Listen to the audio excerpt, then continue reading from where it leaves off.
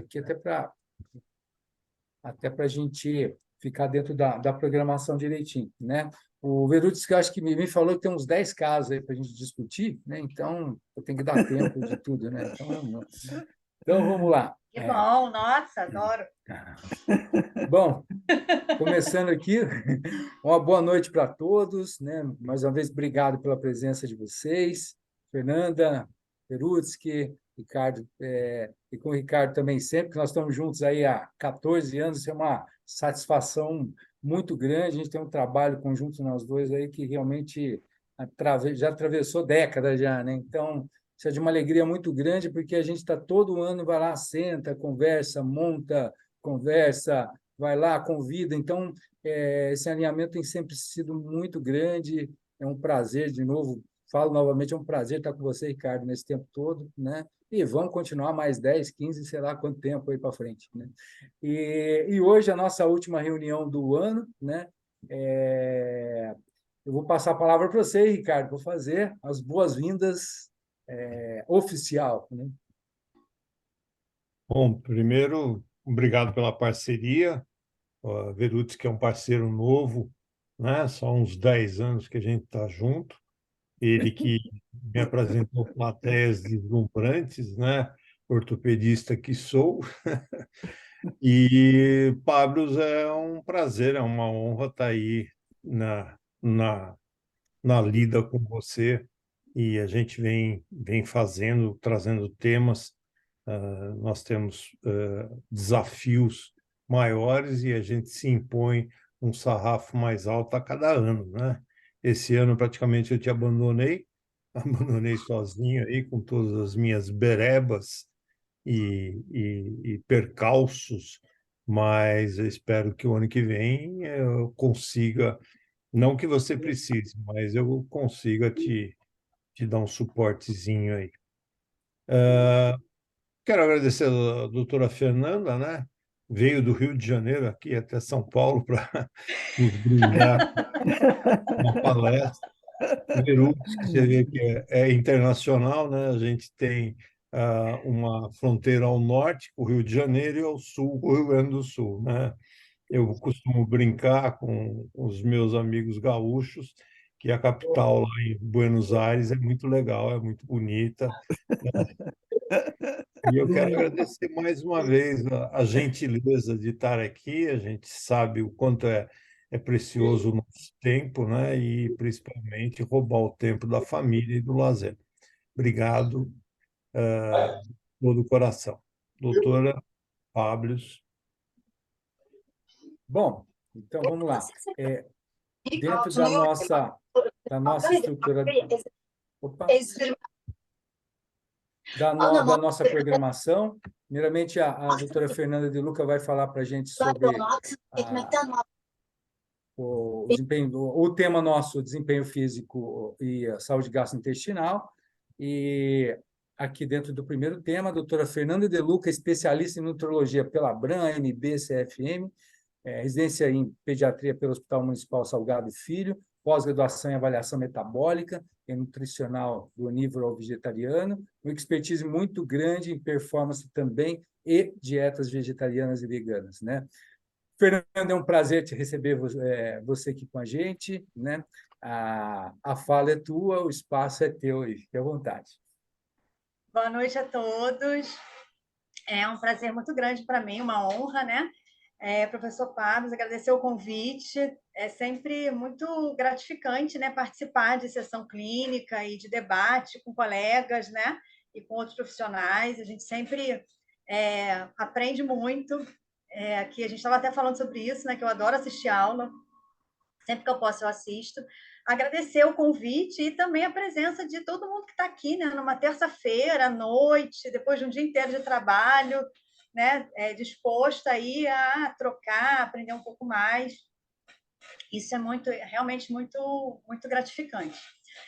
O professor Pablo pediu para eu falar um pouquinho, né, sobre a parte gastrointestinal, né? Eu vou me ater mais à questão da microbiota intestinal e o desempenho esportivo, né? E para a gente começar a apresentação, eu já vou começar perguntando para vocês aí, né, qual seria o fator essencial para que o atleta ele consiga atingir o seu máximo desempenho. Porque a gente fala muito de desempenho, a gente sabe que tem diversas variáveis aí que vão influenciar esse desempenho, né? Mas será que a gente já parou para pensar o fator que é, assim, o primeiro de tudo, né? E não é a alimentação, não é a genética, não é um treinamento adequado, não é o sono, não é o equilíbrio emocional, não é o ambiente social, né? Família, amigos, a equipe, não é a microbiota intestinal, embora todos esses fatores sejam muito importantes, influenciem demais o desempenho esportivo, né? O atleta ele só consegue, né, ter um bom desempenho se ele tiver uma ótima saúde. Então, atleta doente é atleta que não treina. Atleta que não treina é atleta que não vai desenvolver o seu máximo potencial. Então, antes de qualquer coisa, né? Quando a gente está atendendo um atleta, ou qualquer pessoa, né? Também, não, isso serve para todos nós, inclusive, né? A gente tem que pensar sempre em trazer saúde para essa pessoa, deixar essa pessoa, quando a gente está falando de atleta, a gente vai pensar mais especificamente na parte cardiovascular e também na imunidade, né? Porque a gente sabe que atleta tem muito distúrbio gastrointestinal, vômito, náusea, diarreia, e tem muita infecção respiratória de repetição, né? E tanto um desequilíbrio, né? Tanto um distúrbio gastrointestinal como uma infecção respiratória podem colocar esse atleta fora do treinamento. E se ele não treina, ele não consegue se desenvolver. Então, a gente vai falar bastante hoje sobre algumas estratégias, né, que vão ajudar, né, se eu consigo melhorar distúrbio gastrointestinal, se eu consigo diminuir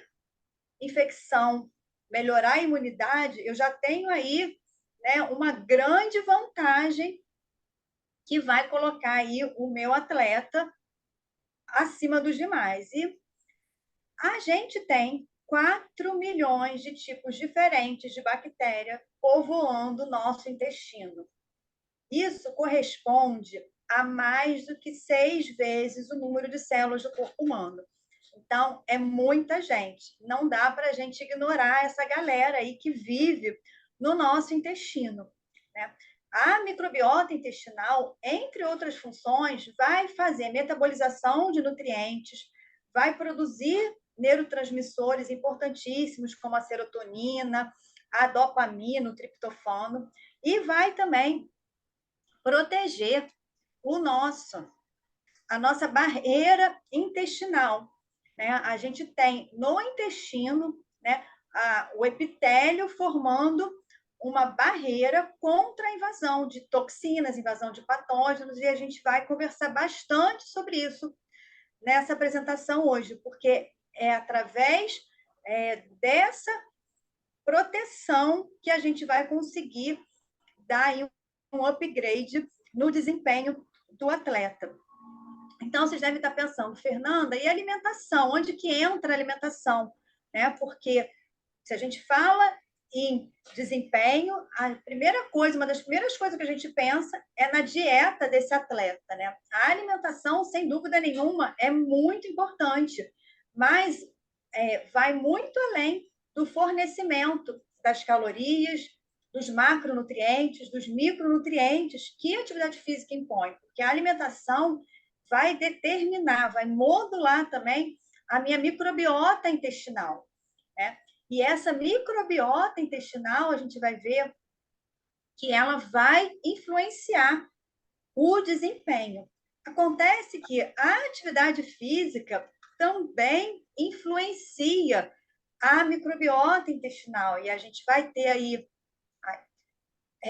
a atividade física aumentando a diversidade bacteriana, a gente tem atividade física aumentando a quantidade de bactérias associadas a efeitos benéficos na saúde. A atividade física diminui o número de bactérias associadas a distúrbios metabólicos.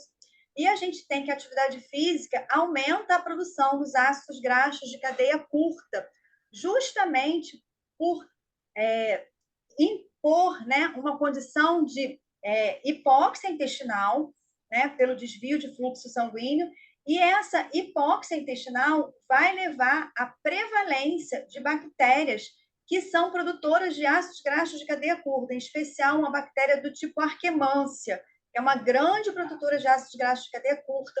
A gente vai falar bastante da importância desses ácidos graxos de cadeia curta na saúde intestinal. E todos esses efeitos aqui que eu estou falando, aumento de diversidade bacteriana, aumento de bactérias benéficas, diminuição de bactérias nocivas, né? E aumento da produção de ácidos graxos, eu estou considerando apenas aqui a influência da atividade física, sem mencionar, isso aqui acontece independente da dieta. É lógico que a dieta ela vai ter um papel muito importante. Por quê? Porque a dieta ela vai ou fazer com que esses efeitos sejam ainda mais evidentes, ou então ela vai levar ao desenvolvimento de uma microbiota que não é tão favorável assim. Então, a gente vai ver hoje, vou mostrar para vocês como que a microbiota ela pode ser uma grande aliada ou ela pode ser a maior inimiga, dependendo aí, né, da alimentação. A atividade física, ninguém tem dúvida que é muito benéfica para a saúde, mas quando a gente começa a falar de atividade física intensa, extenuante, quando a gente começa a falar de atleta, né, a gente começa a entrar num outro limiar.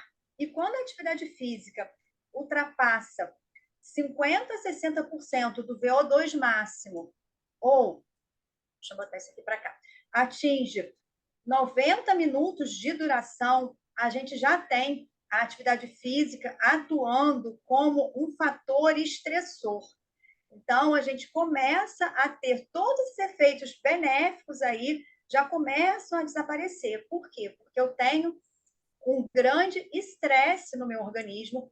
O estresse vai fazer o quê? Eu tenho ativação aqui do eixo HPA, hipotálamo pituitário adrenal. Ativação de eixo HPA, eu tenho estímulo à liberação de ACTH. ACTH estimula liberação nas suprarrenais de catecolaminas, adrenalina, noradrenalina e cortisol. O cortisol, quando atinge a corrente sanguínea e vai para o intestino, vai causar um estrago enorme. O cortisol, ele vai não somente alterar a microbiota intestinal, mas vai também atuar aqui nas tight junctions. O cortisol promove ruptura das tight junctions. As tight junctions são estruturas que estão presentes entre as células do epitélio intestinal. E essas tight junctions vão manter aí essas células do epitélio intestinal agarradinhas umas às outras, o que confere essa função de barreira, né, que eu já tinha falado anteriormente. Quando eu tenho ruptura dessas tight junctions, eu começo a ter espaços entre as células epiteliais e formam-se verdadeiros buracos. E aí a gente tem o nosso famoso leaky gut, que aparece aí em muitos trabalhos esse termo. Leaky gut, a tradução seria intestino gotejante, uma tradução meio ruim, mas é mais ou menos isso, que significa, né, um aumento de permeabilidade intestinal. E aí, como eu tenho buracos, né, espaços entre as células do epitélio intestinal, eu começo a ter translocação bacteriana, endotoxemia, exposição ao LPS. Uma vez que eu tenho LPS é uma parte da parede celular da bactéria gram-negativa. E esse LPS, ele tem grande afinidade pelos receptores do tipo Toll-like, que estão presentes em grande quantidade no fígado, nas células de Kupfer. Então, por aí você vê, se eu tenho tudo isso por uma rupturazinha da minha barreira intestinal, eu vou ter estímulo a receptor Toll-like, vou ter estímulo à inflamação, e assim eu desenvolvo inflamação sistêmica de baixo grau.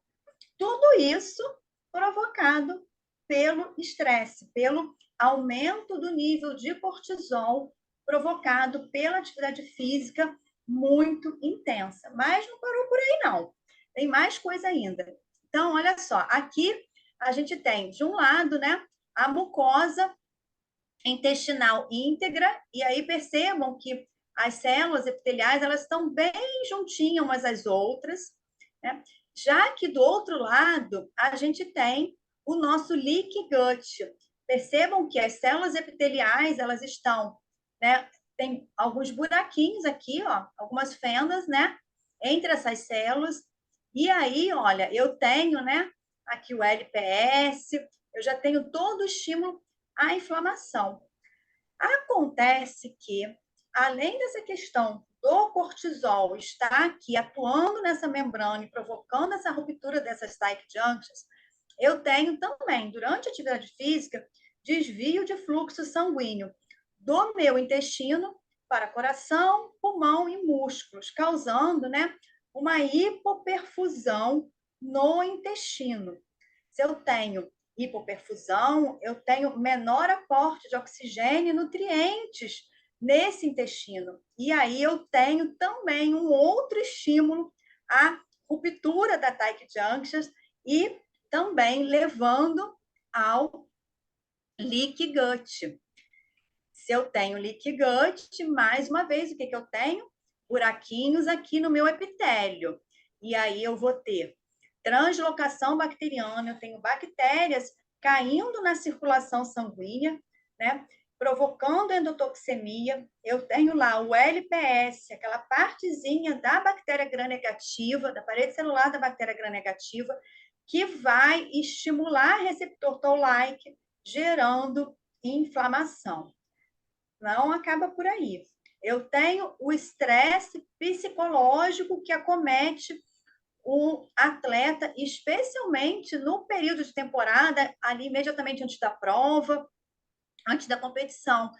Também vai liberar cortisol. Eu tenho espécies reativas de oxigênio por aumento do estresse oxidativo, atuando também nessa membrana, nesse epitélio intestinal e contribuindo para o leaky gut. E aí, o que acontece também? No intestino, a gente tem lá o GALT, que é o tecido linfóide associado ao intestino. Esse GALT, uma vez que eu tenho ruptura de tight junctions, eu tenho alteração também no tecido linfóide, que é responsável pela imunidade. E aí eu vou comprometer a imunidade. Isso aí explicaria, né? Seria um dos motivos, né? Que explicaria por que os atletas eles têm tantas infecções respiratórias, né? Aumenta o treinamento, aumenta a intensidade, a gente começa a ter aí todas essas consequências no intestino. Aqui, olha, isso aqui, deixa eu mostrar aqui. É a mesma coisa, né? Eu tenho a mucosa intestinal e aqui, olha, o quadro, né, de leaky gut. O exercício intenso também vai diminuir respostas imunológicas e vai provocar uma resposta inflamatória tão acentuada que foi comparada à resposta inflamatória da sepse. Então, percebam o nível de estresse, né, o nível de inflamação que a atividade física pode provocar. Então, a gente sai aí de um estágio, né, em que a atividade física é muito benéfica para a saúde, mas dependendo da intensidade, dependendo, né, não só da frequência, né, mas do quanto esse atleta está se dedicando, está se desempenhando, quanto mais hora, quanto maior o VO2, maior a resposta inflamatória. E a gente tem também redução de enzimas antioxidantes. Percebam que se eu conseguir manter essa mucosa intestinal íntegra, eu já vou ter aí uma grande vantagem. né? Porque tudo isso aí que eu acabei de falar começa com a ruptura dessa barreira, né? A ruptura das tight junctions, levando, né, à perda de função de barreira intestinal. E aí vem aquela pergunta, né? Tá bom, Fernanda, mas você falou aí que tem o leaky gut, que é provocado, né, pelo cortisol, pelo estresse, pelo exercício físico intenso. Como é que eu posso melhorar isso? Será que tem um jeito de melhorar isso? E aí a gente vai começar a falar da microbiota intestinal, porque pela modulação, né, da microbiota intestinal, eu posso conseguir reverter, ou pelo menos diminuir esses efeitos. A gente tem, né, eu falei lá no início da apresentação sobre os ácidos graxos de cadeia curta. Esses ácidos graxos de cadeia curta, eles são produzidos por determinadas bactérias intestinais a partir da fermentação de carboidratos não digeríveis. Carboidratos não digeríveis são as fibras da alimentação. Então, se eu tenho uma alimentação rica em fibras, eu estimulo o crescimento dessas bactérias que são produtoras de ácidos graxos de cadeia curta, né? Então, aqui, olha, pela alimentação, eu vou conseguir modular o meu intestino, né? E eu posso ter aqui também fatores inflamatórios e pró-inflamatórios, anti-inflamatórios e pró-inflamatórios sendo produzidos também pelas bactérias, porque as bactérias também fermentam, né? Elas também atuam sobre as proteínas animais. Eu vou falar isso daqui a pouquinho com mais detalhe, mas a gente tem também metabólitos tóxicos sendo produzidos a partir da fermentação da proteína animal, inclusive, né, levando aí ao desenvolvimento de doenças cardiovasculares. Então, a microbiota intestinal vai ter um papel muito importante, tanto na saúde, quanto também na doença, né? Dependendo muito da alimentação. E interessante, vou até fazer uma colocação aqui, que é muito interessante, que a gente vê muito, né? O atleta, muitas vezes, sendo orientado a evitar de consumir fibra, justamente para não ter distúrbio gastrointestinal, né? E, na verdade, né, o cuidado ele deve ser em que momento que ele vai consumir essa alimentação, né? Não significa que ele não possa consumir, mas assim, ele precisa da fibra, porque vai ser a fibra que vai dar essa proteção no intestino.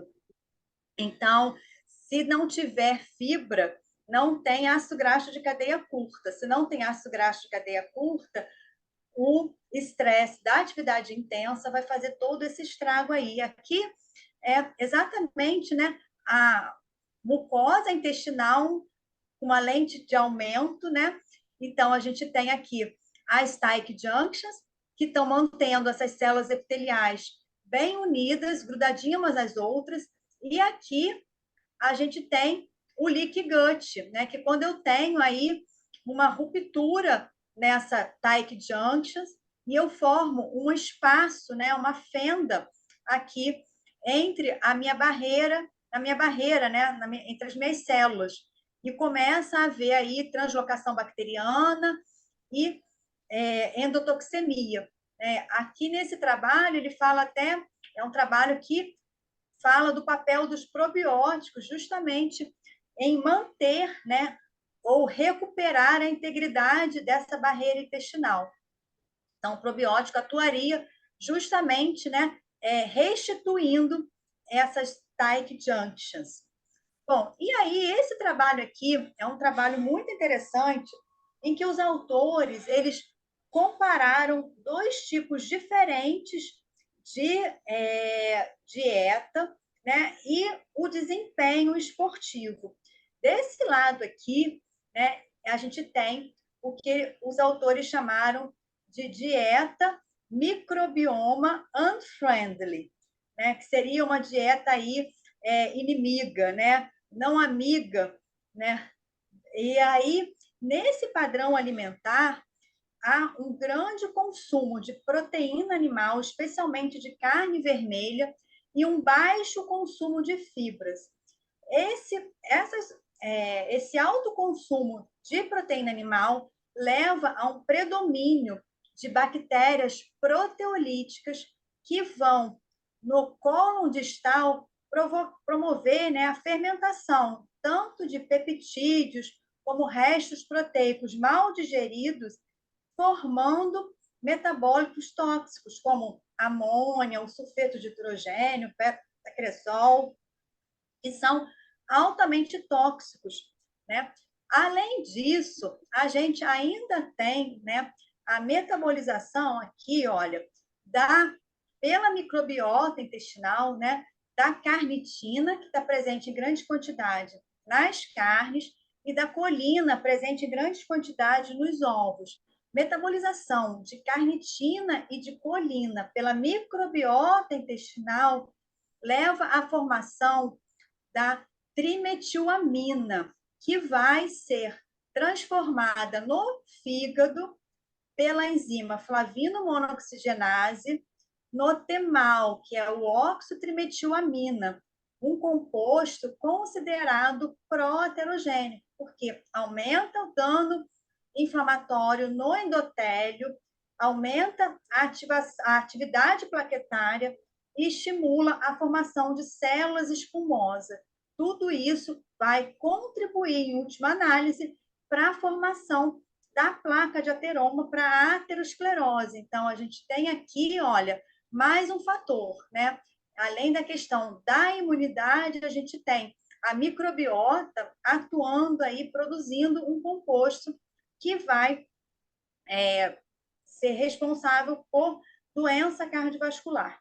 Bom, e aí voltando aqui no trabalho, então a gente tem todas essas consequências aqui quando eu tenho uma alimentação pobre em fibra e baseada em uma grande quantidade de proteína animal.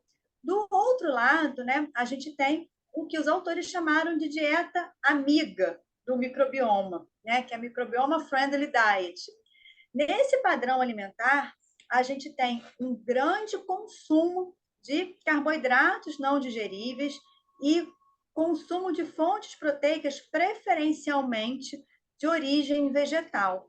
Essas fibras elas vão ser fermentadas no cólon proximal pelas bactérias aqui da microbiota, com a produção dos ácidos graxos de cadeia curta. Esses ácidos graxos de cadeia curta, lembra lá que eu falei, eles vão contribuir para a integridade da barreira intestinal, né? Então, a gente vai ter menos inflamação. A gente tem também, muito interessante aqui, olha, esse trabalho ainda mostrou que o acetato, né? O acetato é um tipo de ácido graxo de cadeia curta. A gente tem acetato, propionato e butirato, são os principais ácidos graxos de cadeia curta, né? O acetato, ele funciona como uma fonte extra, tá, de energia, porque ele serve de substrato para a gliconeogênese hepática. E aí, esse trabalho aqui mostrou, né, que corredores que tinham maior abundância de um tipo específico de bactéria, que é a Veillonella, né, essa bactéria converte o lactato produzido durante o exercício em acetato. Esses corredores com maior abundância dessa bactéria tiveram um desempenho melhor do que os que não tinham essa bactéria na sua microbiota intestinal. Desempenho 13% superior. Então, a gente tem aí também, né, a microbiota intestinal contribuindo para fornecimento de energia. Então, e aí, para a gente, né, finalizar a apresentação, né, eu vou trazer aqui uma frase que eu trouxe de um artigo que eu achei sensacional, porque quando a gente pensa em desempenho, a gente tem que pensar na nossa microbiota intestinal e a gente sempre pensa na alimentação, mas a gente pensa na alimentação com relação à caloria vitaminas, minerais, a gente não tem esse olhar. Eu, pelo menos, não tinha até começar a estudar. Esse olhar sobre as bactérias, né? E aí, os autores colocam que atletas, eles precisam saber que quando eles comem e bebem, eles estão se alimentando e alimentando também as suas bactérias. Essa frase serve para todos nós, não serve só para atleta, não, porque a gente não para pensar nisso, né? E aí, como eu mostrei aqui, a gente pode ter a microbiota intestinal como uma grande aliada da nossa saúde ou como uma grande inimiga, né? Então, vamos estimular as nossas bactérias boazinhas, bactérias que vão promover saúde intestinal e, por conseguinte, a gente mantendo o nosso intestino saudável, né? A gente garantindo esse estado de eubiose, a gente diminui infecção respiratória, a gente melhora a imunidade, a gente diminui doença cardiovascular. Então, é uma coisa que a gente precisa começar a olhar para a alimentação, não só do ponto de vista de calorias e nutrientes, mas também do ponto de vista da microbiota.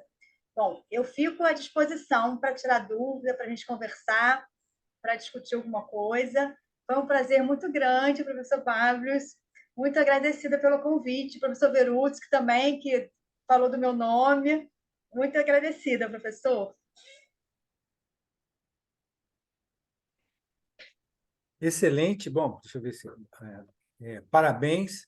Eu acho que você botou bastante, assim, bastante tema para a gente discutir aqui, né, de algumas coisas que passa batido, que para a gente vamos ter uma saúde boa intestinal e vamos treinar, e vamos comer e vamos dormir bem, né? Mas excelente, eu acho que assim, você põe uma luz sobre algumas coisas e também dúvidas para a gente poder discutir, né? Que a partir de agora, né? E de novo, muito obrigado, Fernanda, realmente muito clara, muito legal, muito interessante toda a apresentação sua do ponto de vista fisiológico e de onde pode ser mexido. Então, nós vamos trazer agora para o debate, né? Dr. Verutsky, que vai participar aqui com a gente, né? Então, a gente também já abre para o público, né? Perguntas ou debates ou questionamentos ou colocações, né? Estamos aí abertos para todos. Verutsky? Vamos lá. Eu queria só fazer um comentário, primeiro cumprimentar a Fernanda pela apresentação, onde ela mostrou que realmente, em atleta de alta performance, nós temos uma corda bamba entre saúde e desempenho, ou saúde e medalha, se dá para falar assim, né? Ou seja, é muito tênue entre o pódio e a doença. Vejam que isso que a Fernanda apresentou, eu até vou um pouquinho mais longe. Se a gente pensar que o alto rendimento ele depende de um tripé do alto desempenho, que é a alimentação adequada, o treinamento adequado e o descanso adequado, que seria a duração do sono e a qualidade do sono em função da recuperação, nós vamos ver que sono de má qualidade pode provocar desbiose e vice-versa.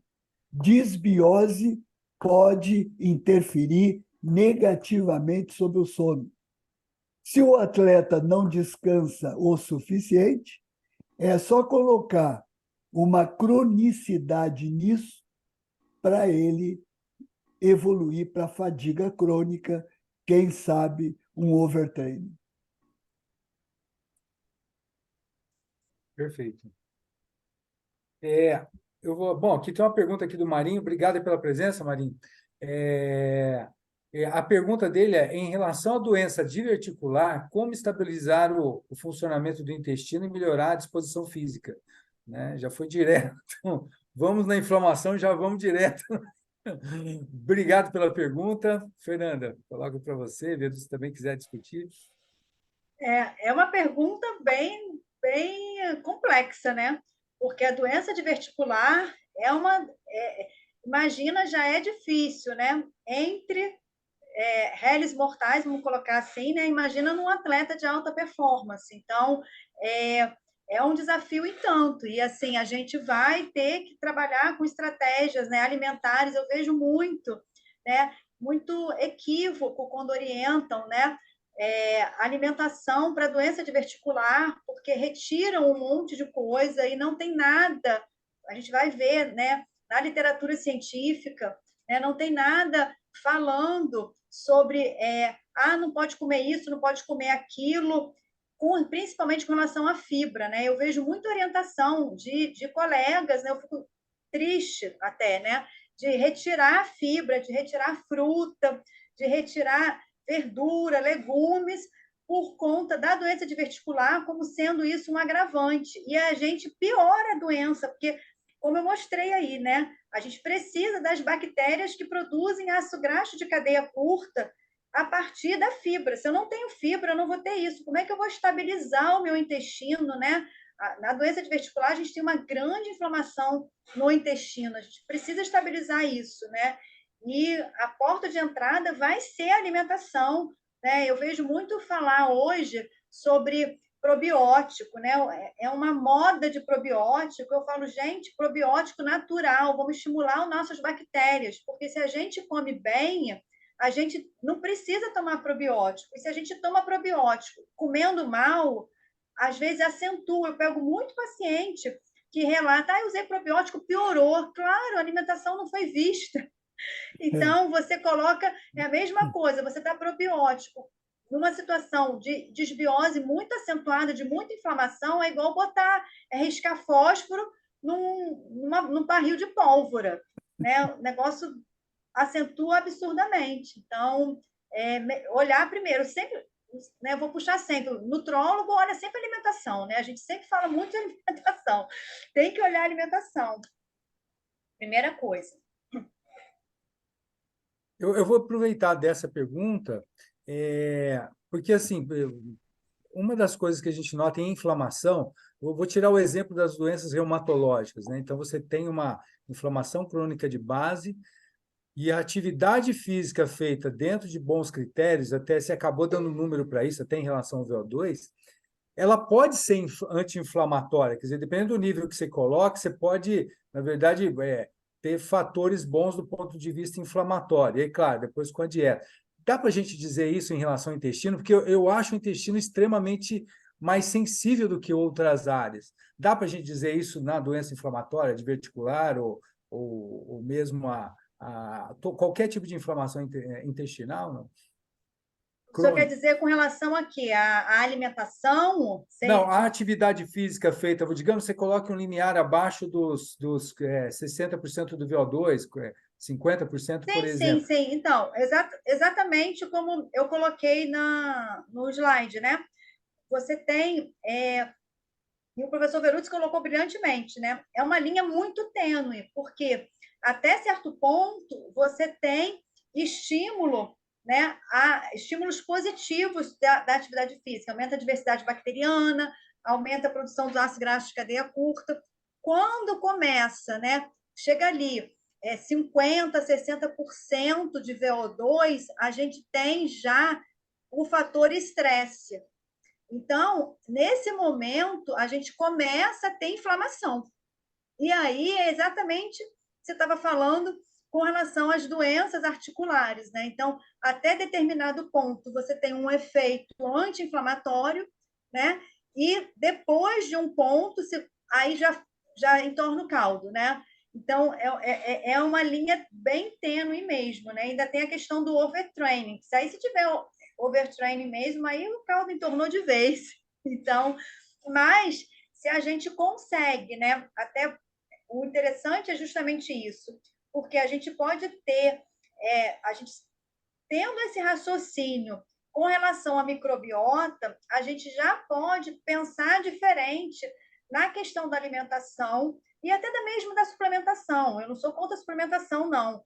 Eu só acho que ela sozinha não vai fazer metade do que, né, o marketing dos probióticos e né, faz. Então, a gente consegue, se a gente conseguir aliar, né, isso. Ah, poxa, eu já sei que vai acontecer, porque não tem jeito, né? Se é um atleta de alto rendimento, vai ter tudo isso aí. Bom, se ele tem esse intestino mais delicado, mais inflamado, como é que eu posso fazer, já sabendo disso, para dar um reforço nesse intestino? Aí sim, aí tem a alimentação e vão, né, tem a glutamina, que é um excelente, né, suplemento para a saúde intestinal. Então, assim, é sempre o uso e, vamos dizer, não existe nada inócuo, né? Mas é muito seguro de se usar, né, para a gente começar a pensar em melhorar essa saúde intestinal. E aí tem um mundo de coisas, né? Mas sempre pensando na questão da fibra e pelo menos atingir quanto, né?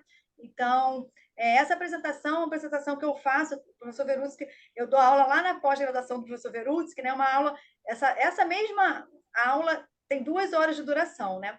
E aí eu coloco quanto de fibra, pelo menos a recomendação básica, que é 14 gramas para cada 1.000 calorias. Porque se você for ver isso, Fábio, a população não consome isso. Não consome, nem o mínimo, né? Então, eu não estou falando, você falar aumentar o consumo de fibra, a pessoa pensa assim, ah, mas vai fazer mal. Não, eu estou só adequando, eu não estou querendo muito, eu estou querendo só que consuma aquele mínimo recomendado, que não Fernanda, chega. Fernanda, nem a maioria dos atletas faz esse consumo. Nem os atletas que deveriam fazer. Sim, sim, pois é. Então é complicado, né? E aí. O importante nós sabemos, como médicos do esporte, que o estresse do treinamento é necessário para a melhora do resultado em relação ao rendimento. O estresse é necessário. Só que tem que proporcionalmente haver um descanso desse estresse, óbvio. Porque se o estresse for grande, o descanso menor, no outro dia o estresse é grande, o descanso for menor de novo, entra numa cronicidade que, ao invés de melhorar o desempenho, vai prejudicar, vai piorar o desempenho.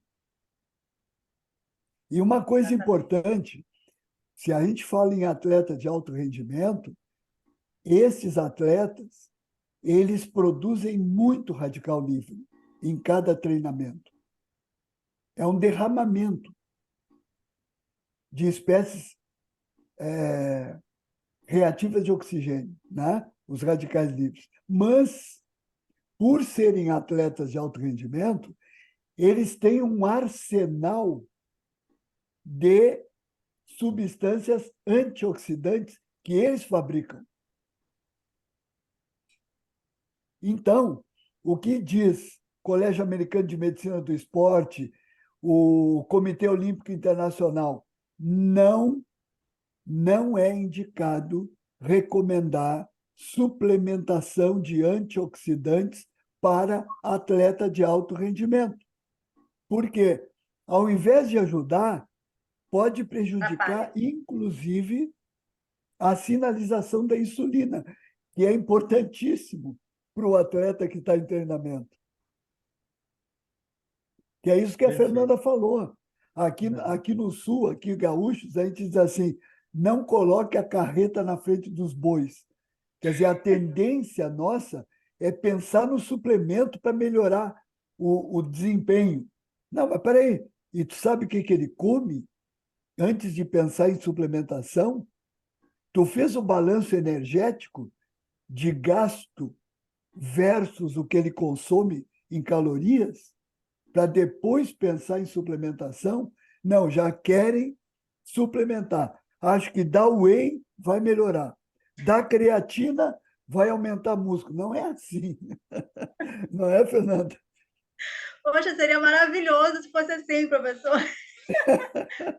Professor, muito boa essa fala do antioxidante, porque isso, né, o senhor puxou, né, para o atleta, a gente está falando de atleta, né, a mesa sobre atleta, mas isso vale para quem não é atleta também, porque a oxidação, muitas vezes, ela é necessária no corpo, né? E a gente tem, naturalmente, também mecanismos antioxidantes naturais, né? Claro. Então, aquela história que, muitas vezes, se a gente não fizer nada, é melhor, sabe? Porque o corpo vai resolver. E a gente entra numa... porque, né? Na época de faculdade, falava assim, se o obstetra não atrapalhar, o neném nasce super bem. É mais ou menos isso, né? Se o médico não atrapalhar... Por quê? Mas é Porque o isso. corpo tem os seus mecanismos, seus ajustes naturais, né? Claro, E claro. aí vem, né, o suplemento como sendo a panaceia, a solução para tudo, né? E quando, na verdade, é a cereja do bolo, né? Mas eu acredito que todo mundo aqui, né, recebe muito no consultório isso. A pessoa chega, ela quer o suplemento. Eu vim aqui para tomar suplemento. Espera aí, Uhum. vamos ver como é É, que está a comida, é. o que está comendo, o que está treinando, né? Não, Enfim. e vê, Fernanda, vê com um atleta, esse que veio buscar o suplemento, se ele pensa, se ele acha que fibra alimentar de legume, verdura, hortaliça, bagaço de fruta arranha o intestino. Fibra deve fazer mal porque arranha o intestino. Pois é. Pensando nessa doença inflamatória crônica, tem gente que não usa fibra, só vai arranhar, vai sangrar. Não é mesmo? Pois é. Sim. Ricardo, alguma pergunta?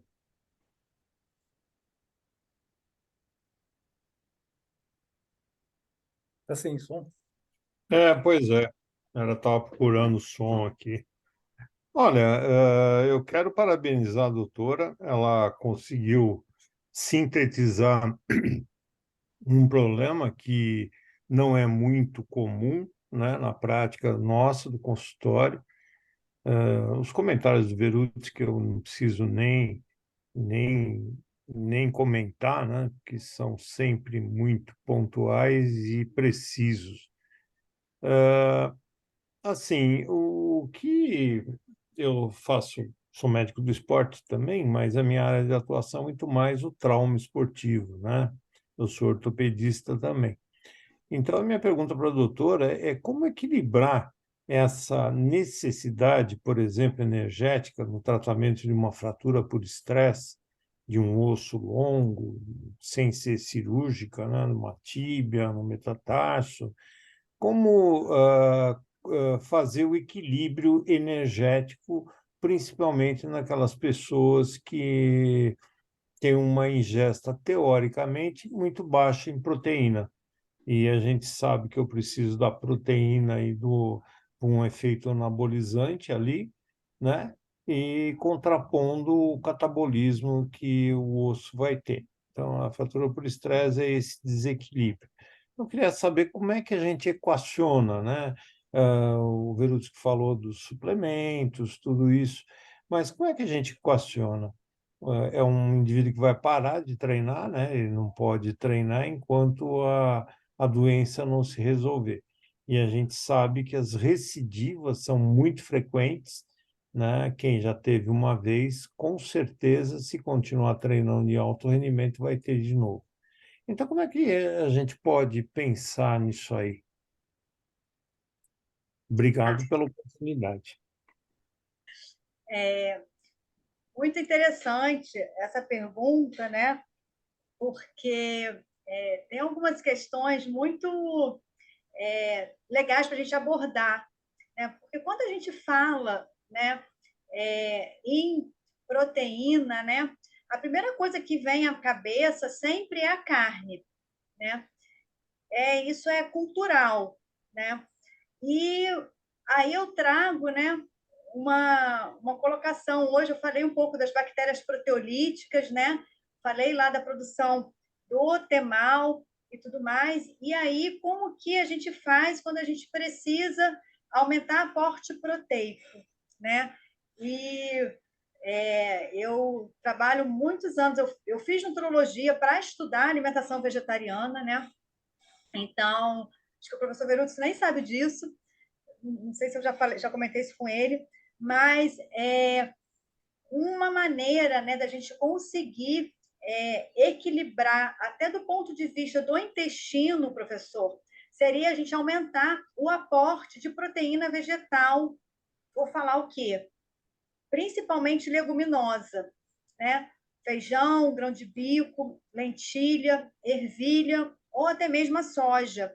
Porque quando a gente fala em leguminosa, a gente tem um alimento que tem um alto índice de proteína, um alto valor proteico, a gente tem muito carboidrato não digeríveis, né? As fibras, o carboidrato, fonte boa de carboidrato. Veja que um grão de bico, por exemplo, tem 60% do seu valor calórico total sob a forma de carboidrato.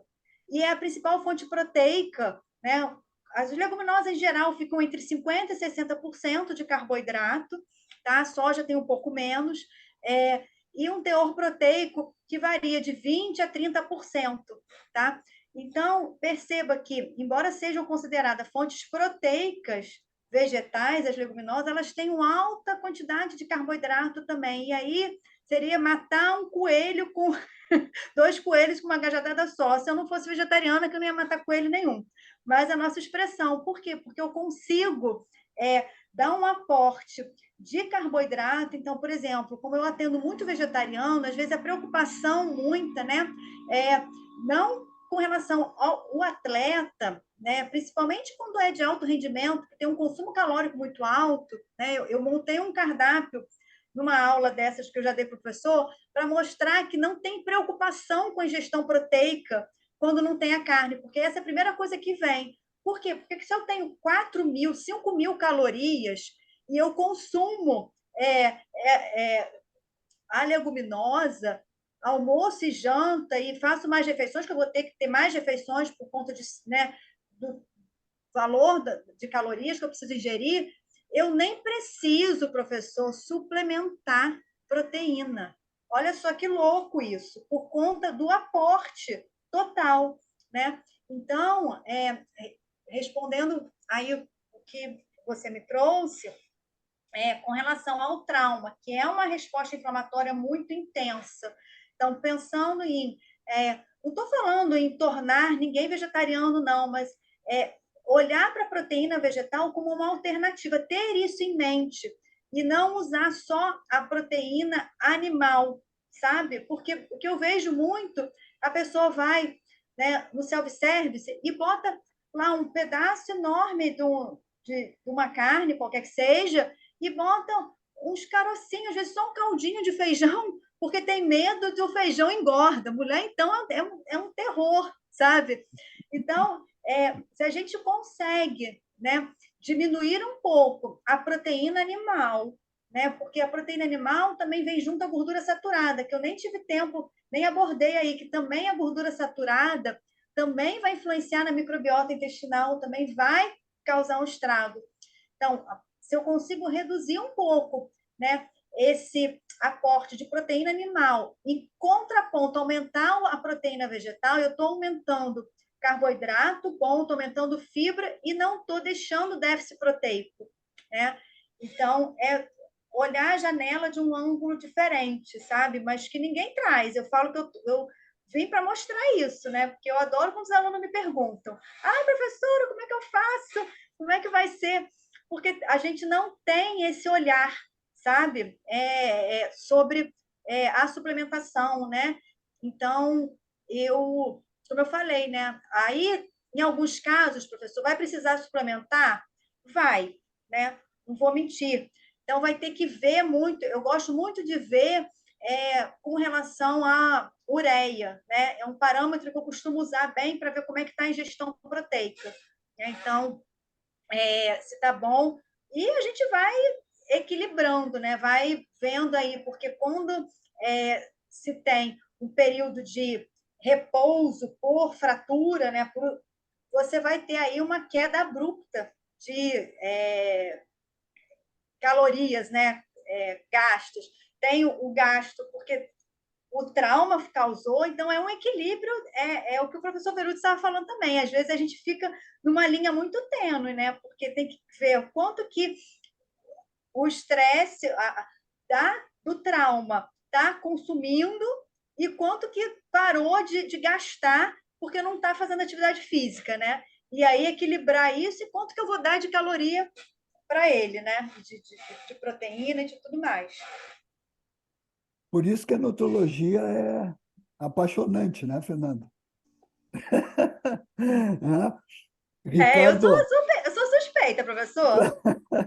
Ricardo, só mostrando um outro lado para esse caso teu da fratura por estresse, dizer o seguinte, que o atleta tem uma recomendação oficial de 1,6, 1,8 gramas por quilo por dia.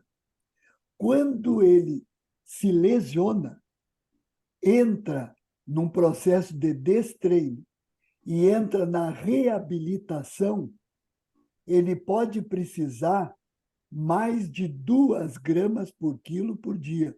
Pode até passar de 3 gramas. Isso é recomendação Colégio Americano e o Comitê Olímpico Internacional. Por quê? Aquilo que a Fernanda falou, é um estresse, porque ele está em lesão, está se reabilitando, embora ele esteja destreinado. Fora as alterações de comportamento alimentar pela tristeza em estar assim. Não há atleta que não vá, no mínimo, entristecer porque fez uma fratura e vai ter que ficar aí algumas semanas em reabilitação. Bom, se tu juntar, Ricardo, o arroz que eu digo cereais, com leguminosas, arroz com feijão, né? Comida do brasileiro, tu tem no cereal um aminoácido diminuído, essencial, que é chamado limitante. Então, tu absorve menos a proteína do cereal. E na leguminosa, tu tem um outro aminoácido limitante que também torna uma absorção diminuída da leguminosa. Por isso que a gente diz, a carne não tem esse problema. Mas se tu juntar Professor, o arroz... olha, eu vou cortar o senhor para falar uma coisa importante. Nós somos amigos, Olha, hein, Fernando? não, não, não. Eu acho ótimo, adoro. Olha, esse é um slide que eu tenho, vou abrir aqui e mostrar. Sexta-feira eu estou indo para São Paulo, para o Congresso Vegetariano. Vou falar de atleta vegano. Mas Opa, olha só, vou pegar isso aí que o senhor está falando do aminoácido limitante. Quando isso. a gente se a gente vamos pegar arroz e feijão, né? Foi o exemplo aí que o senhor usou. Se a gente chegar na quantidade de calorias, eu estou falando isso porque eu já fiz, eu sou chata, professor, eu sou igual nutricionista, eu faço conta de tudo, tá? E essa conta eu já fiz, porque eu já tive essa curiosidade. Se eu pegar 2.000 calorias só de feijão, porque como é que veio esse conceito de aminoácido limitante? É sempre um alimento que é avaliado. E ninguém come o dia inteiro um só alimento. Mas eu sou chata e eu fiz essa conta. Se eu comer só arroz o dia inteiro, se eu chegar na caloria que eu preciso, né? Eu não vou ter déficit, entende? Então, assim, mesmo que eu consuma só um alimento, se eu consumir o quanto meu corpo precisa, Mas sabe? se tu E juntar os arroz, dois, não nem precisa precisa, consumir tanto. não precisaria, entende? Não precisaria, só se eu não tiver uma gestão calórica adequada, ou tiver uma Isso. gestão calórica muito baixa, Não, o que eu queria entendeu? falar, Fernanda, mostrar que a leguminosa e o cereal, eles se completam corrigindo o déficit de um e o déficit do outro. Então, eleva o padrão da proteína, a qualidade da proteína, por causa da combinação. Não, eu estou entendendo, eu só estou dizendo isso que não precisaria, sabe? E ainda mais se for em feijão, né? Isso daí, no arroz, no cereal, né? Se você tiver aí uma dieta com menos de 2.000 calorias, talvez falte um pouquinho, tá? Se comer só arroz, tá? Só arroz o dia inteiro. Vamos botar aí. Agora, no feijão, se eu consumir 1.000 calorias só de feijão, eu já extrapolo a metionina, que é o limitante do feijão. Exatamente, o Entende? aminoácido. Uhum. Então, Mas, por exemplo, Fernanda, vamos considerar que o doutor Ricardo Narras não quer fazer essa experiência de combinar cereal com leguminosa. Então, a gente pode dar opção para ele do soja. sim. Porque Feijão. tem um PDCA de 0,9, não é isso? Sim. Diz o que é PDCAs para eles, que ele está no mesmo grupo da carne e do lácteo, não é isso? Sim. Em relação à qualidade da proteína. É um dos parâmetros, né, que a gente usa para avaliar a qualidade proteica, né? Só que hoje também, né, a mesma coisa. Todos esses parâmetros têm também a digestibilidade proteica é um outro parâmetro. Todos esses parâmetros que são mais utilizados para avaliar, né, a qualidade de uma proteína, eles sempre consideram o alimento isolado.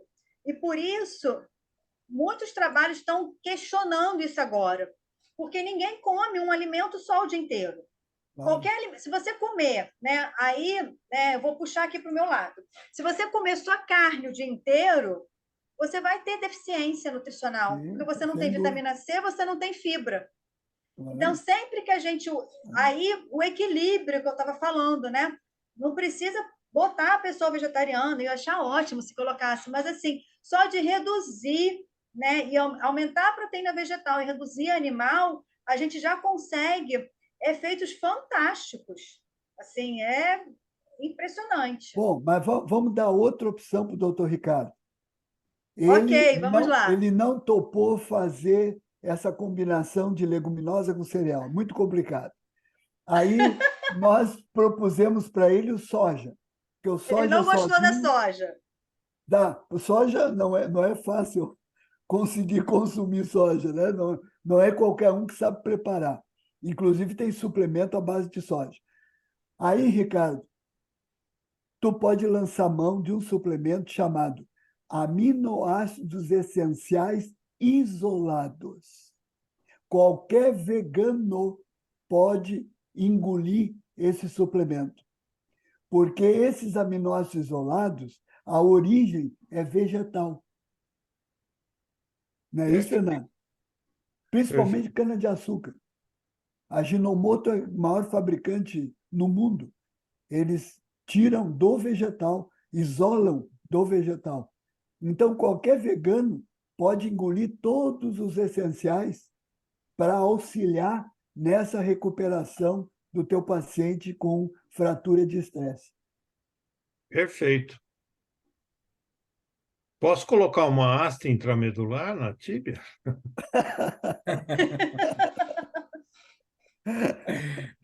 Não, você estava falando das combinações, né? A doutora Fernanda citou a carne. A minha combinação é perfeita, é cerveja com carne. Eu não sei por Sim. que. Esse é que nem um adolescente obeso, paciente meu, que numa terceira, quarta consulta, eu disse, aí, como é que tu estás? Olha, doutor, estou fazendo a dieta balanceada como o senhor pediu. Estou comendo chocolate branco com chocolate preto. Gozador. Fora daqui, só mês que vem agora. Tem uma colocação aqui do Marinho também, que ele lembra o Novak Djokovic, que é o número 1 do mundo no tênis. Ele colocou aqui como vegano, mas eu acho que, se não me engano, o dele é porque ele tem intolerância ao glúten. É isso mesmo, né? E aí Não, ele ele é teve uma. vegano também, sim. Ele é vegano Sim, também. sim, sim. É, O por- caso mais conhecido agora foi do Messi, né? Porque o Messi, ele não é vegano, mas ele declarou adotar uma dieta vegana para melhorar desempenho. Foi um rebuliço, né, na época aí, e ele vem fazendo isso, né? Depois que ele teve lá a famigerada derrota lá, ele resolveu, ele estava, né, esquecido. E aí ele resolveu mudar para ver o que acontecia e o desempenho dele voltou a ser o que era anteriormente, né? E aí foram ver, ele declarou isso e o nutricionista dele, inclusive, né, deu várias entrevistas falando, né? Só que ele não é vegano, porque assim ele usa a dieta vegana em temporada. Tô lá em época de competição, faço a alimentação. Depois ele é argentino, como todo bom argentino, ele vai lá, come a chuleta dele, a picanha, e tá tudo certo. E segue, e vida que segue, né? Então, causou muita confusão, muito ao mesmo tempo, né? Os veganos adorando e outros detestando, mas é absurdo, que não sei o que a gente está falando, deixa lá o cara. Ele foi Agora, ameaçado de morte na Argentina, né? Porque falar mal de carne na Argentina, os caras vão comer o fígado dele. Pois é, aí agora, Djokovic teve um ganho no desempenho mesmo, quer dizer, isso ficou declarado até porque quando ele descobriu todos os distúrbios que ele tinha em relação à dieta, ele realmente teve um ganho muito grande. Tanto é que a longevidade dele como número um é um negócio absolutamente espantoso, né? E tem a técnica, né? Eu Sim, posso sim. ser vegano que eu nunca vou ser número um de tênis no mundo. Mas então, você sabe que colocando isso, que a gente acabou colocando no extremo, obrigado, Marinho, por ter colocado. Uma vez a gente fez uma visita a um clube de São Paulo, aqui, um grande clube de São Paulo, e foi conhecer o departamento médico, que tinha toda a parte de equipamentos e tal, avaliação desde a densitometria, a parte da ergospirometria, laboratório de desempenho e tal. E aí tinha um armário com suplemento de cima e embaixo, assim, né? E aí eu parei para olhar, como você te olha uma biblioteca, aí o diretor lá do centro ele falou assim: pois é, se eu não der isso aqui para os meninos, eles não param em pé. Porque, pô, saem cerveja, feijoada, churrasco, e eu tenho que ficar repondo isso aqui com isso que você está vendo aí. Senão os caras não param em pé, né? O que eles têm de vantagem no final das contas é que, fisiologicamente, ou força, ou resistência, eles acabam, né, não sei se eu vou dizer regenerar, mas acabam segurando. Só que perdem estrategicamente um ganho muito grande de performance e recuperação mais rápida, né? Quando você deixa uma situação como essa. Mas ele foi enfático, né? Então dava até assim, pô, que dificuldade que você tem de poder segurar esses atletas na linha, né? E de fato era. Eu acho que é um grande erro, sabe, Pablo? Grande erro. Os clubes darem, sem nenhum motivo, sem nenhuma indicação, suplemento para todo mundo, principalmente modalidade de grupo, como é o futebol, suplemento para todo mundo, porque eles têm que desovar suplementos que ganham da empresa. Entendeu como é que é? nossa, Senão eles não ganham mais. Então dá creatina para todo mundo, dá, sabe? Porque tem que desovar, mas não que tenha uma indicação. Eu acho que também é meio cultural, né? Você vê que o Brasil meio que está numa ladeira abaixo, porque os nossos profissionais não são tão profissionais assim, né? Como o Pablo falou, é o pessoal da balada, da cerveja. É difícil você chegar, eu sou atleta das 8 ao meio-dia, daí para frente eu Não. não sou mais. Isso não existe, né? A gente sabe disso. Olha, Ricardo, quando eu dei consultoria a um grande clube de futebol aqui em Porto Alegre, tinha um atleta profissional que tinha uma preocupação com o departamento médico, preocupação com ele. Um dia ele chegou da balada para treinar direto. E mandaram para fisioterapia. Não tinha condição de treinar. Imagina, É um imagina. horror, é um horror. Amarrado ainda. É um horror. E Não, aí é. eles vão para a Europa, são enquadrados, né? E viram grandes atletas, Ah, grandes sim, sim. Porque não tem, não tem muita regra, não tem jeito, né, gente? Como é que vai ter uma performance, um desempenho excepcional, né, numa condição dessa? Né? Não É. dorme, não tem, né? A conta não Sabe que, fecha, né? não interrompendo, E lá Fernanda, fora o babado é diferente, né? Lá a coisa pega, né? Lá, se não se enquadrar, tá é, fora. e sabe que é interessante assim, né? O uso do álcool crônico por atleta de alto rendimento, crônico, 4, 5 vezes por semana, aquele negócio que a gente sabe que acontece, é dito por neurologistas, né?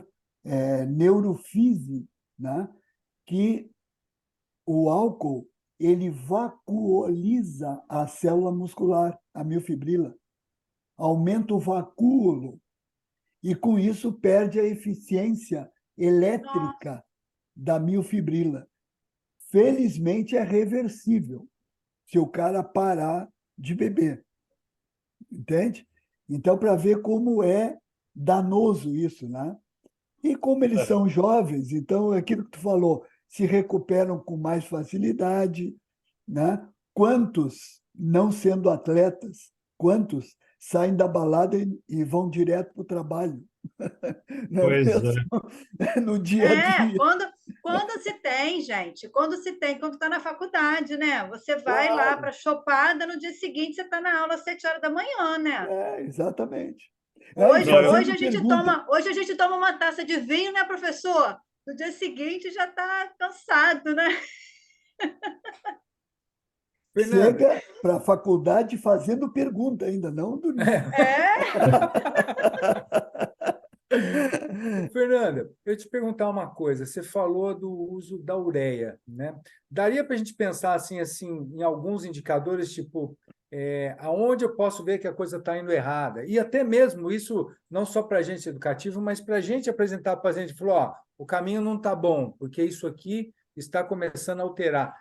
Não vou dizer fórmula mágica, porque a gente trabalha com fisiologia. Dá para a gente ter alguns números ou alguma coisa que a gente possa abordar e falar que está pois errado? eu costumo, professor, deixar a ureia assim.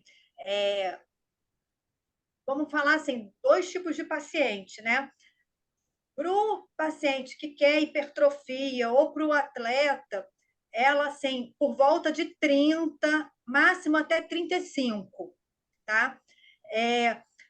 Para mulher que faz academia e tal, em torno de 25. Abaixo de 20 é ruim para todo mundo. Está indicando uma ingesta proteica muito ruim, sabe? Aí, é, com esse parâmetro, tá? Olha, eu vou avançar um pouco. O que é legal da gente ver usando isso? Porque eu consigo ver, né? Quando tem uma pessoa que come carne, tá? Eu tenho uma ureia muito alta, vai lá no LDL dessa pessoa, tá lá na altura. Por quê? Porque lembra que eu falei, carne não é só proteína, tem a gordura junto. Então, às vezes, eu uso, né? Meus pacientes falam assim: nossa, você tem bola de cristal, como é que você adivinha isso? Eu não adivinho, eu leio o exame. E aí eles ficam assustados, porque você traz uma outra perspectiva de avaliação laboratorial, né? Então, assim, se eu pego um paciente com um LDL alto, uma ureia alta, uma ureia de 40, 45 é uma ureia comum em quem come carne, tá? E aí eu tenho como dizer, olha, daqui a 2 meses você reduzir, vamos trocar aí a fonte proteica, vamos diminuir a carne, vamos aumentar o feijão, e você vê isso no LDL reduzindo também. Então, é muito bacana de fazer essas correlações, sabe? Não só pensando na questão da ingestão proteica, mas do ponto de vista da saúde cardiovascular também, porque a gente atende muito, né, o recreativo, né, o paciente que faz uma musculação, que corre, ou até que participa de maratona, meia maratona, mas que não é profissional, não tem essa coisa de alta performance, né? É aquela pessoa que só quer ter saúde, pratica uma atividade física e tudo mais, mas que a gente começa a ver muito, às vezes, até a preocupação do sempre estar suplementando proteína, né? Porque tem que botar proteína, proteína, proteína, e muitas vezes, hoje, eu vejo muito também a bendita low carb, né? Então, às vezes, o problema é a baixa ingestão de carboidrato. Eu pego muito isso no consultório, e não a ingestão proteica. É a ingestão de carbo que está lá no pé. Não come, tem medo do carboidrato, não quero comer, né? Então, não sei se eu respondi, professor. Respondeu, nossa, obrigado. Pablo, eu acho que uma outra informação importante é que nós perdemos proteína nas fezes quando nós exageramos na proteína ingerida, Uhum. certo? Por quê? Porque o nosso sistema, principalmente o muscular, o músculo, ele só consegue assimilar alíquotas de proteína que depois ele se fecha. Ele se fecha e tu pode continuar consumindo proteína, porque para o músculo não vai para outro lugar. Daqui a 3, 4 horas ele se abre de novo. Aí tu entra com uma nova alíquota de 20, 25, 30 gramas de proteína. Aí ele se fecha de novo. E assim vai. São as janelas anabólicas durante o dia. Então, se tu faz uma alimentação hiperproteica, 50% de proteína, como faz o fisiculturista naquela fase do cutting, que ele quer tirar a gordura, ele é 50% de proteína do plano alimentar que eles fazem. Eles botam muita proteína fora, mas faz parte da fase de treinamento deles, entendeu? Então, Uhum. com a suplementação, é importante a gente avisar os pacientes que eles têm que usar uma alíquota de 20 gramas depois do treino, talvez uma outra de reforço antes de dormir, mas são alíquotas de 20, 25 gramas. E Entendi. suplemento é caro. Se o cara Sim. começar a usar 60, 80 gramas de proteína de origem animal, whey, albumina, etc., ele vai botar fora. E se absorver, vai oxidar. Não vai ser aproveitado. E o dano pode vir para o intestino depois, né? Isso que não é absorvido e segue em frente, Exatamente, né? exatamente. Não, e uma outra coisa importante, ela estava falando da ureia. O consumo excessivo de proteína e principalmente excessivo de carne acidifica a urina, né, Fernanda? O Sim, sim, pH da sim. urina é muito ácido. Quando a pessoa começa a fazer o balanço com os vegetais, e principalmente, agora vou puxar a brasa para o lado da Fernanda, e principalmente se torna vegana, o pH da urina é 7,5, 8, é impressionante, né, Fernanda? Aí, olha, então, acrescentando aí o que o senhor está falando, Perutsky, essa questão da acidificação, né, acontece também no sangue, e aí a gente começa a precisar usar esquema tampão do corpo. Qual é o Aham. principal mineral tamponante? O cálcio. E aí a gente começa a retirar cálcio do osso. E aí É. esse debate é um debate interessante, porque vai lá na recomendação de ingestão de cálcio e também em alguns trabalhos que mostram, né, que muito consumo de cálcio não é igual à prevenção de fratura. Por quê? Porque muitas vezes esse cálcio ele está sendo desviado para fazer papel de tampão e não para o sistema ósseo.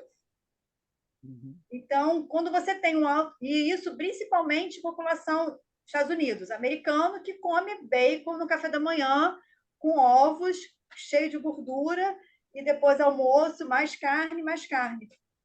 Então, tem esse outro aspecto também. E ovos com bacon não pode, é? Só em congresso, cara, só em congresso. Daí tem um cardiologista do lado. Você vê, Nossa, rodamos e me dá até voltamos na nervoso. fratura de estresse, hein? Voltamos na sua fratura de estresse aí, cara. Pois é, aí, ó, tá vendo? Ó. É. Não, mas muito legal você falar isso do tampão, porque existe essa máxima de que, bom, precisamos ser, tá bom, existem os casos onde você precisa repor o cálcio, tem a questão da vitamina D, mas se perde essa informação de que se você colocar isso em excesso, na verdade, você também vai perder isso, digamos, a qualidade que você queria dar para isso. E aí o osteoblasto, na verdade, ele não vai aparecer, quer dizer, a atividade osteoclástica vai ser maior, mesmo que você reponha volumes muito grandes, né? Então, esse cuidado metabólico, eu acho que por isso essa reunião, você vê, ela é de tamanha importância, porque vejam vocês que a gente está falando em metabolismo como um todo e estamos achando gaps de coisas que são nosso dia a dia, né? Então, eu estou achando absolutamente perfeita, eu estou adorando a reunião, por sinal vai ficar gravado no YouTube depois, se quiserem compartilhar, tá? Essa questão do cálcio tem a questão da vitamina D também, né? Porque você falou aí de vitamina D, professor, e aí a gente tem a população com hipovitaminose D, né?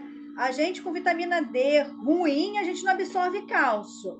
Mas aí taca a fazer suplemento, mais uma vez, né? Taca a usar suplemento de cálcio, porque está com osteoporose, porque está envelhecendo, e a vitamina D lá no pé, né? Então, a gente tem que olhar tudo, né?